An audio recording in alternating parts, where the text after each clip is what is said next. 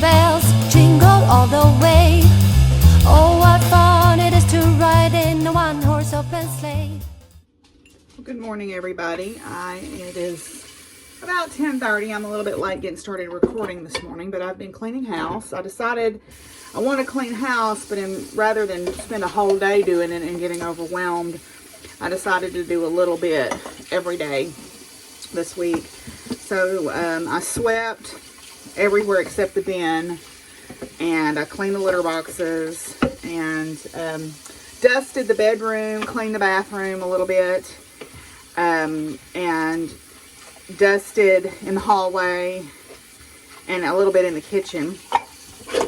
And then tomorrow morning, before we go over to ride at 4:30, I will dust the living room and the den, and then I'll sweep and mop Friday. I've got to go get Bo and Flame Friday morning. I don't want to haul them at night. Well, I don't mind hauling at night. I just don't want to have to bring them home and turn them loose at night. Just because even though this is their home, I don't want them to feel like they're in an unfamiliar place in the dark. Probably nothing to them, but it makes me feel better, right? So, I have been fixing a crock pot meal. It's a pizza casserole. It's absolutely not healthy.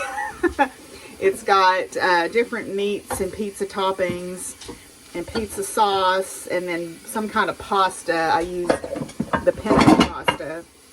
I use penne pasta in it. So basically it's like a deconstructed pizza with pasta instead of crust. And that will cook in the crock pot today for supper. And yeah, that's pretty much what I've got done this morning. Just the housekeeping. I've got the dog blankets to wash in the laundry room, and I need to fold some laundry, so I might do that now that I'm done with fixing the crock pot up. As soon as I finish washing up these dishes, and then I'll fold the laundry and get the dog blankets washing, and then we'll suit up and go outside and do our usual outside chores. The rabbits should be okay today because it's above freezing today, so their water should not be frozen.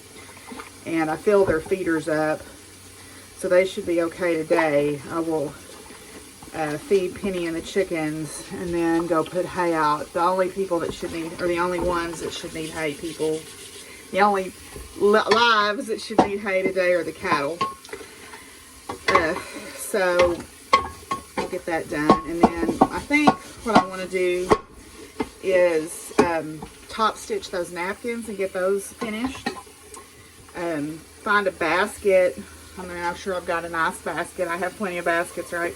Find a nice basket to put them in here in the kitchen so that I have them to use. Then after that, we'll see. I kind of want to cross stitch, I think, a little bit today and work on that animal almanac pattern, that frosted pumpkin pattern that I kind of quit on back in July. Oh, I have found I am not good at keeping up with any kind of sows or cows or any of that stuff. I'm pretty bad at keeping up because something inevitably happens to get me off track, and then once I get off track, I kind of get discouraged and really get off track. And so, yeah. But anyway, so I'll show you my casserole here now that I've got it in the crock pot. Did you find your good bed, Lacey? Lacey found her good bed. You found all the blankets I piled up to wash, didn't you? That's a good soft bed. Good girl. It's got a layer of pasta sauce, or a layer of pizza sauce, excuse me, then the pasta and meat mixture, and then you top it with the cheese and the pepperoni, and you just keep layering that up. I added ham and black olives and mushrooms to this, and then this will just cook on the crock pot while I'm out doing my chores, and it'll be dinner when I'm ready. I had cooked down the turkey carcass from the turkey I cooked a couple of weeks ago, and I had some other bones that I had saved in the freezer, just mixed bones, beef bones and chicken bones and stuff. And so I cooked those down with some stock vegetables and some seasoning to make broth or stock or whatever you want to call it. And so I decided I would freeze it instead of can it, because sometimes, I mean, I can it too, but I just didn't feel like dragging out the canner this time. And it's good to have some frozen too, and that's fine. If nothing else, it'll be good for the animals, you know, this at some point. But I'll probably use it too. But it's fairly thick broth here. But I just take my bones, and I have a big stock pot here, and I cover them with water, and then I put in garlic and carrots and onions and salt and pepper. And I basically just let it simmer low and slow on the stove all day, and I keep adding water to it over the course of probably a day. And then I've let this actually sit in the refrigerator for a week before I finally got around to going and getting freezer bags. I was going to can it, and then I talked myself out of it, decided to put it in the freezer instead. So I'm putting it in gallon freezer bags. And then it'll be for me to use when I make soup or make chili, or if I just want to thaw it out and give the animals a little bit of extra boost, because it's got, you know, it's a pretty rich broth. It's got some fat in it, which is nice. What I can do is I can skim the fat off of it if I want to, but if I'm going to give it to the animals, I normally don't, because that's part of the nice thing about it. But if I'm going to give it to the animals, I usually don't put onions in it. And I put onions in this, so I usually don't put salt in it either. So this will be for me. But when I cooked chicken the other day, I just cooked it plain. Didn't put any salt or pepper or anything in it, and didn't put any vegetables or anything in it. So that broth I gave to the dogs on their food, you know. But if you're going to give it to the animals, you don't want to add anything to it. So I've just got 2 gallon bags here of broth. I'm going to put those in the freezer, put the extra air out of them, put those in the freezer for tonight, and then I'll clean my pot up here. So maybe by then my headache will be done. Get these to freeze flat. I just lay them on a cookie sheet in my big freezer until they're frozen, and then they're easier to stack. So that way they'll be nice flat packs that I can use. Got my boxes packed up here. I'll take them down to the post office tomorrow on my way over to the barn and get them in the mail. Y'all clearing up the weed patch? Yeah, you're clearing up the weeds, huh? Oh, I see one of y'all's gone to visit the ponies. They don't seem to mind. And they've got their hay pile. Hi, guys.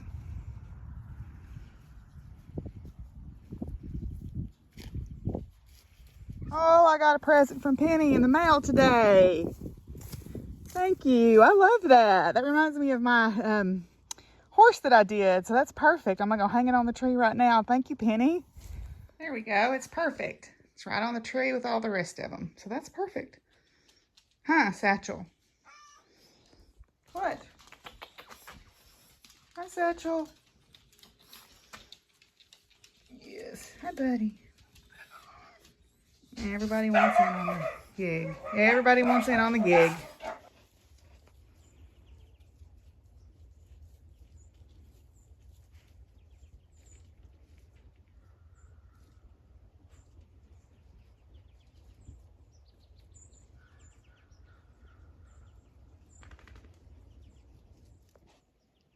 You probably can't tell it, but there's about 20 or 30 songbirds flying in and out of that bush right there. That's a privet bush.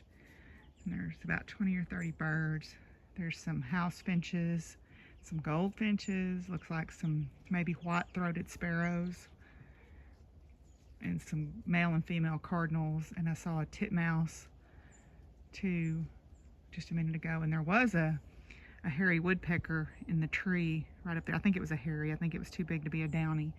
In the tree right there just a few minutes ago. Yeah, this is why I don't keep my yard pristine, because I would miss out on all that beauty. It has nothing to do with me being lazy. It's because I want to keep habitat for the wildlife. Okay, well, I have been visiting with a colleague from work on the phone for a little bit. One of the older professors is actually the husband of the lady that owns the cross-stitch store. And I had told him when we first went virtual back in the spring, we were teaching the same classes, that if he wanted to visit about it, we could. And I'd also asked her how he was doing a couple of times. So he just decided, he said he'd had minimal contact with people, so he just decided to call and visit. And I was glad he did. You know, I know that it's been hard for me. It's been hard for everybody. And we were talking about how just miss being able to walk the halls and see people, you know, and see students or, you know, whatever. And it's just been a hard year for everybody in academia. Our students have struggled because, you know, they don't have the companionship of other students in their classes, and they're missing out on that cohort feeling and the camaraderie. And, you know, and it's not just the classes, it's all the things that we do. It's seeing people in between classes. It's going to lunch in the cafeteria and seeing your friends. And I mean, even I miss that, because I would go eat in the cafeteria fairly regularly, and I would see at least one or two other professors over there or students, and we would sit and have lunch. And, you know, we've missed out on all those experiences since this all started. And, you know, those little things are, I will never again take for granted the ability to walk down the hall and visit with a student or a colleague, or to walk across campus and see the squirrels, or see all the beautiful trees on campus, or the landscaping or whatever on campus. You know, I've really missed the women in academic leadership thing. Although we found out today that my friend Amy has been, I guess you could say, promoted to the associate provost for teaching and learning, and there's a long name to it, but I'm glad she got it. She'll be excellent in that job, and I've never met anybody who was such a strong advocate for that stuff. So I'm really pleased about that. So right now I'm pressing these napkins that I sewed up the other day. I'm pressing these out just to give them a little nice finish before I take it in the machine and start top stitching. It's getting on toward dark here now, so it's been, you know, a fairly quiet day. I read for a little while this afternoon and relaxed. After I came in from feeding, I had just gotten really cold, and so I piled up on the bed and read for a while with the dogs and everything, and that got me warmed back up. So, but yeah, I mean, it's been, somebody had sent me an email on Rav talking about their daughter was a freshman. And I just, you know, I feel really bad for our freshmen. I feel bad for our seniors that are graduating without any pomp and circumstance around. I feel bad for the students that I know that are out there that are struggling anyway, you know, that are trying to just, you know, maybe life is getting to them, or they're worried about getting sick, or maybe they're worried about paying their bills because they're in a job that's been adversely affected by COVID. This is just, yeah.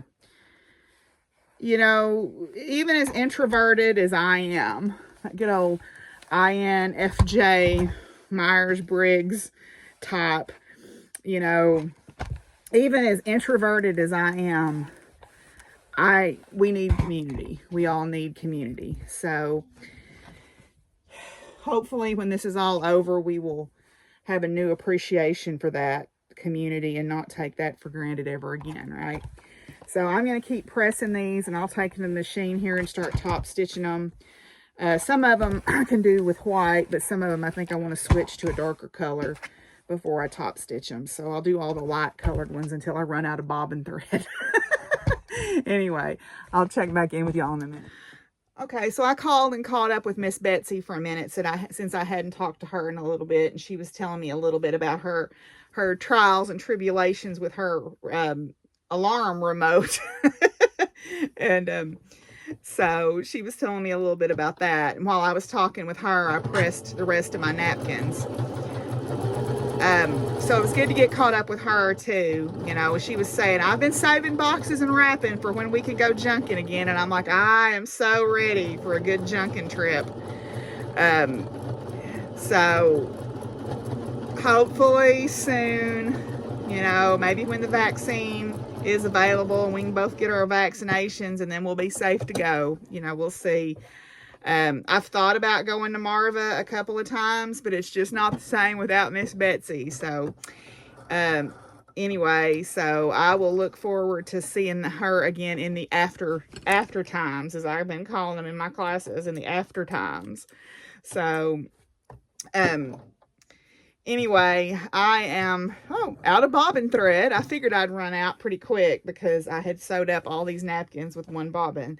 So I'm going to run myself a new bobbin, and then I'm going to sew up my white threaded ones first, and then I'll run a bobbin with, I think I'm going to use probably gold on these other ones because they've all kind of got a fall theme to them, and get those sewed up.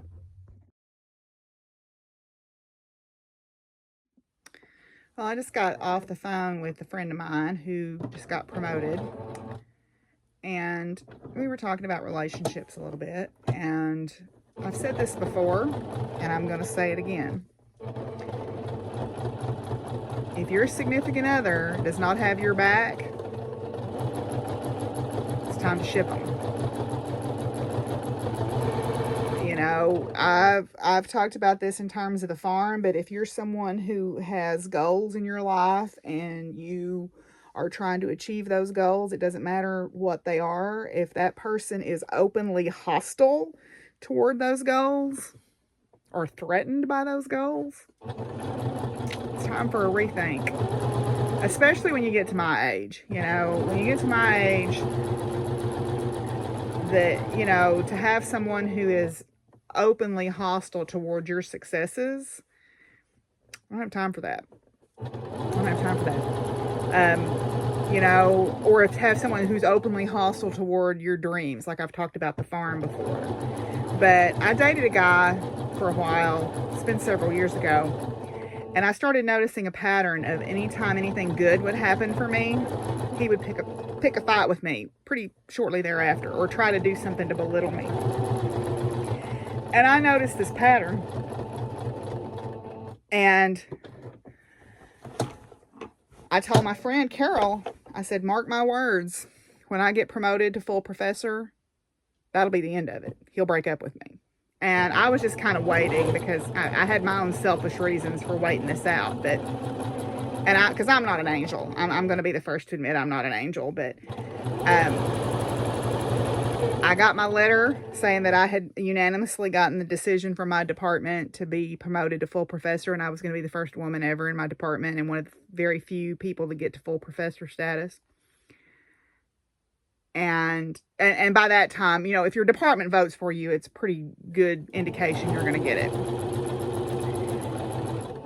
It was a day and a half, and I got the breakup text. And I was like, okay, bye.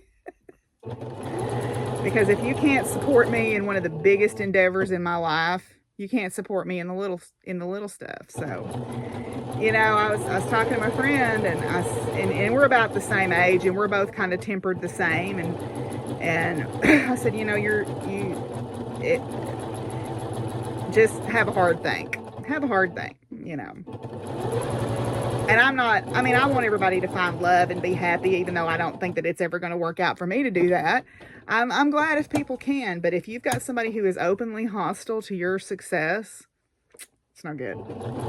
So that's Aunt Deborah's advice for the lovelorn, or Dr. Deborah's advice for the lovelorn. How's that? I'm still working on my napkins here and trying to finish those up. The Hallelujah chorus is about to start. I got this many top stitched before I ran out of bobbin thread. So there we go with the Hallelujah chorus. I've still got these many to do. So about half. So I'm going to take a break though for the night and go on and do some cross stitching and eat some supper. I'm sorry. Your coat's in the laundry. Hi, Satchel. Hi. Well, I am stitching on my animal almanac here. I don't know how well I got a stain on that. I'm working on the July piece. It's Scoops, the ice cream dog. So I'm going to work on that, I think, for the rest of the evening and read a book. I'm reading a book right now. It's a Christmas novella. Anyway, so I'm going to read that. And I think I've talked on the phone more today than I have in an age. I talked to my friend Carol, and then I talked to my coworker, and then I talked to a friend of mine. And then I talked to somebody else. I can't remember. But anyway, I've been on the phone more today than I've been on the phone in a long time talking to people. So it's kind of good to hear a voice, you know. I mean, I've got my Zoom group, and that's helped keep me going. And then talking to friends on the phone. You know, it's good to hear voices sometimes that are not in my head. Anyway, so I'm going to work on my cross stitch, and I will check in with you guys tomorrow. Peace out, y'all. Bye. Oh, jingle bells,